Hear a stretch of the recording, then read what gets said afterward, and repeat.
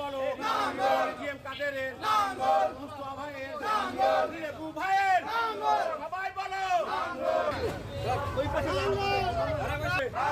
মুস্তফা বলে জোরে বলো মুস্তফা বলে মেয়র বলে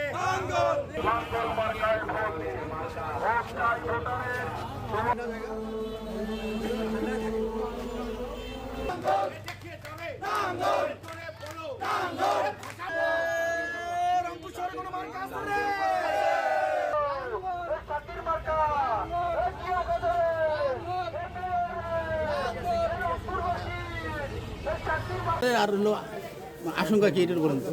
আলহামদুলিল্লাহ আমরা আজকে যে জনসংযোগ করলাম তাতে মানুষের যে সাড়া, আমরা আশাবাদী ইনশাল্লাহ আমাদের যে পূর্বের মতোই একটা ভোট বিপ্লব হবে, লাঙ্গল প্রতীক বিপুল ভোটে বিজয়ী হবে জিএম কাদের মহোদয়। আমরা চাই এভাবেই আমাদের অগ্রযাত্রা অব্যাহত থাকুক। আমরা দুর্নীতির বিরুদ্ধে, সন্ত্রাসের বিরুদ্ধে যে মেসেজ নিয়ে, যে বার্তা নিয়ে আমরা আসছি, সেই বার্তা নিয়ে আমরা জাতীয় পার্টি চলছি এবং আগামী দিনেও চলবো ইনশাল্লাহ। আমরা চাই বাংলাদেশের মানুষ শান্তিতে থাক, নিরাপদে বাড়িতে ঘুমাক, তারা যেন ন্যায় বিচার নিশ্চিত করা হয়।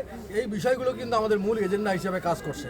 আমরা সব মানুষের কাছে, রংপুরের সকল মানুষের কাছে, সকল দলের মানুষের কাছে আমরা আবেদন জানাবো যে আমরা রংপুরকে শান্তিপূর্ণ রাখতে চাই।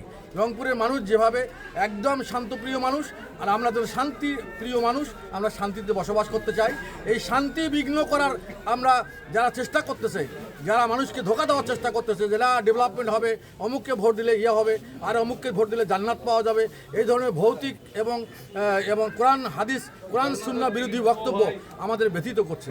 আমরা আশা করব তাদের মুখ থেকে যেন এই ধরনের কথা না আসে। ভোট তারা করুক, ভোট তাদের নির্বাচনী এজেন্ডা নিয়ে যেটা তারা ভোট করবে, আমাদের আপত্তি নাই, কিন্তু মানুষকে বোকা বানানোর রাজনীতি থেকে পরিহার করার জন্য আমরা অনুরোধ জানাবো।